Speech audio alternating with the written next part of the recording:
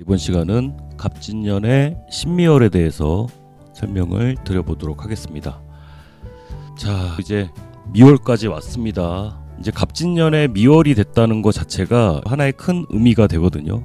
무슨 의미냐면 진토는 이제 생산을 시작한 토잖아요. 그러니까 뭔가를 하는 것 같지만 농사를 져본 적이 없던 거죠. 목을 키워본 적이 없던 토란 말이에요. 그러니까 목이 자라기 좋은 환경인 거지 뭔가를 하는 건 아니란 말이에요. 이제 그런 진토가 미토를 만났어요. 그러면은 어느 정도 답을 찾았다는 소리가 돼요.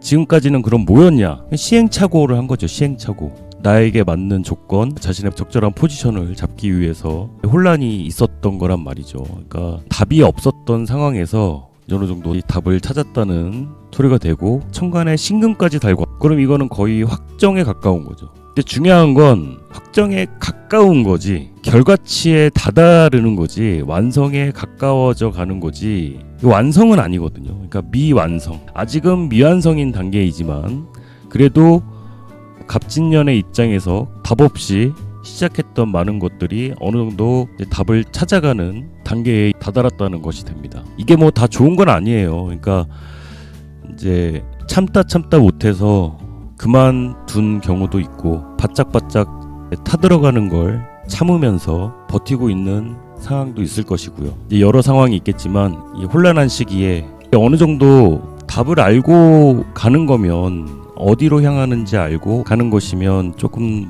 더 수월할 텐데 전혀 방향성을 못 잡고 있는 경우가 많기 때문에 그래서 더 버티기도 힘들고 뭐 그런 상황이라고 할 수가 있는데, 이제 신미월이라는 건 한계를 인정을 하게 되는 거죠. 간목의 한계점을 미리 보게 된 거예요.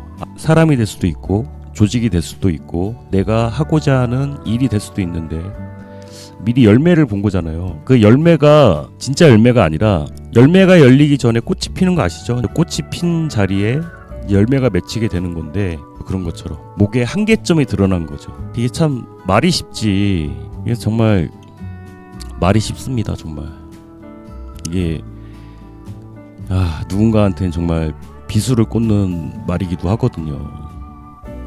너의 한계점을 봤어. 이거만큼 참 가슴 아픈 일이 없죠. 일이라고 해도 마찬가지고 시험 준비를 하고 계시거나 기타 등등 이제 많은 분들이 뭔가를 준비하고 계셨을 텐데 한계점을 받아들여야만 하는 그런 상황이 됐단 말이죠. 참 슬픈 현실이에요. 축에서 수의 정리가 시작이 되고 진에서 마무리가 된다고 했어요. 진에서는 목의 시작이 돼서 미에서는 목의 마무리가 완료가 되는 거예요. 왜 나무가 무한정 클 수가 없잖아요. 목의 마무리가 완료된다는 게 다름이 아니라 이제 목이 꽃을 피우고 열매를 맺겠다는 거죠.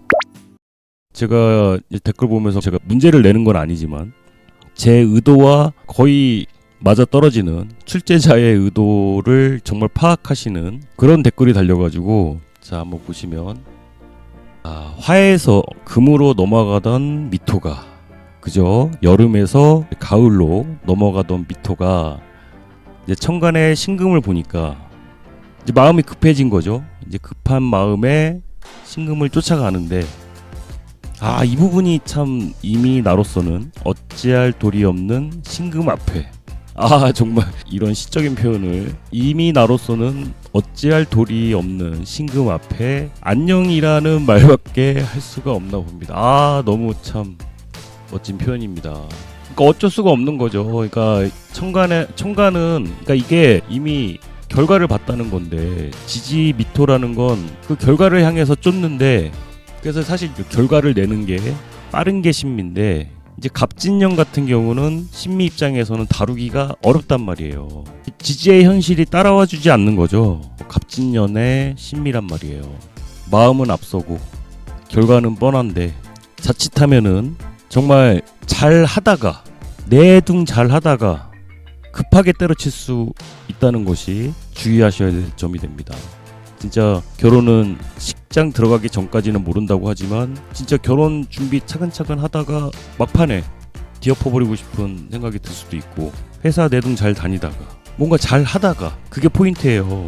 잘 하다가, 성실하게 잘 하다가 그 이유는 주변에서 보기에는 그 이유를 알 수 없겠죠. 쟤 왜 저러냐 갑자기. 근데 당사자는 할 말이 많겠죠. 참아왔으니까. 서로가 서로를 임묘하잖아요. 서로를 위할 수밖에 없는 거예요. 서로를 끌어내리려고 마음 먹는다면 이거는 정말 그냥 막장으로 갈 수밖에 없는 거고, 내가 손해보지 않기 위해서 그런 생각만 하게 된다면 아무래도 버티기가 힘들겠죠. 그런 의미도 있어요. 내가 능력이 안 돼서, 내 현실이 따라와주지 못하니까. 이게 딱 그런 느낌이거든요. 왜 전쟁터에서 부상당한 동료를 이렇게 끌고서 가는데 이제 부상당한 군인이 동료들한테 먼저 가라고 막 그러잖아요. 그런 모습도 연상이 됐거든요.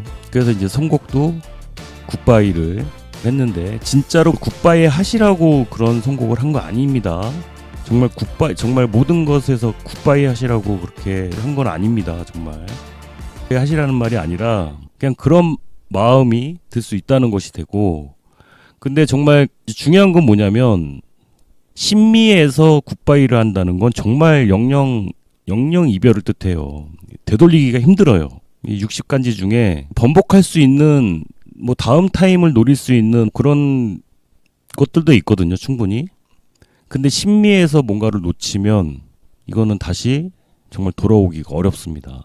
다시 주워 담기 힘들고 번복하기가 정말 어려운 것이니까, 아무리 포기하고 싶은 마음이 들더라도 정말 이건 나보다도 상대의 짐을 지어준다, 뭐 그런 생각으로 조금 버텨보시는 게 어떻나, 그런 말씀을 드려보게 됐습니다. 이게 꼭 내가 복을 많이 지으면 나중에 더 큰 복을 내가 돌려받을 거야, 뭐 이런 뜻으로 말씀드린 건 아니에요. 신미와 얼의 상황을 잘 넘어가기 위해서, 잘 버티고 넘어가기 위해서는 사람은 한계가 있다고 생각을 하거든요. 나보다는 좀 남을 위할 때 그런 힘을 얻어보시라는 의미에서 그런 말씀을 좀 드려봤고요. 이번 시간은 갑진년의 신미월에 대해서 설명을 드려봤고요. 다음 시간은 일간별로 대입해서 설명을 드리도록 하겠습니다. 병화 입장에서 보면 신미월이라는 것 자체가 목을 키우는 것도 아니고 열매를 여물게 하는 역할도 아닌 뭔가 애매한 포지션이란 말이에요. 이제 목일간 같은 경우는 뭔가 비전이 있는 것도 아니고, 그렇다고 해서 명분이 있는 것도 아니고 애매하다. 화일간 같은 경우는 정식으로 뭔가 계약을 하려는 것도 아니고, 그렇다고 해서 돈을 버는 것 같지도 않고 애매하다. 토일간 같은 경우는 이건 회사를 다니는 것도 아니고 그렇다고 노는 것도 아니고 애매하다. 금일간 같은 경우는 이건 돈을 버는 것도 아니고 그렇다고 해서 뭔가 경력이 생기는 것 같지도 않고 애매하다. 수일간 같은 경우는 이건 일을 하는 것도 아니고 그렇다고 공부를 하는 것도 아니고 애매하다. 다음은 재수에 대해서 가치는 있으나 무쓸모 같은 거죠. 분명 가치는 있는 건데 받기 싫은 거. 목일간 입장에서는 뭐가 있을까요? 청첩장 같은 거겠죠. 아, 언제 봤다고 연락 오고 안 받을 수도 없고. 화일간 같은 경우는 받기 싫은 관을 받아야 돼. 집 나간 남편 돌아온다고 이제 하면 받아줘야 되는, 뭐 헤어진 남친 돌아온다고 하면 받아줘야 돼. 이게 뭐 손님이라면 블랙 컨슈머 같은 건데 돌아오겠다고 하면 이게 참 받기 싫어도 받을 수밖에 없는 상황 같은 거고. 자, 토일간 같은 경우는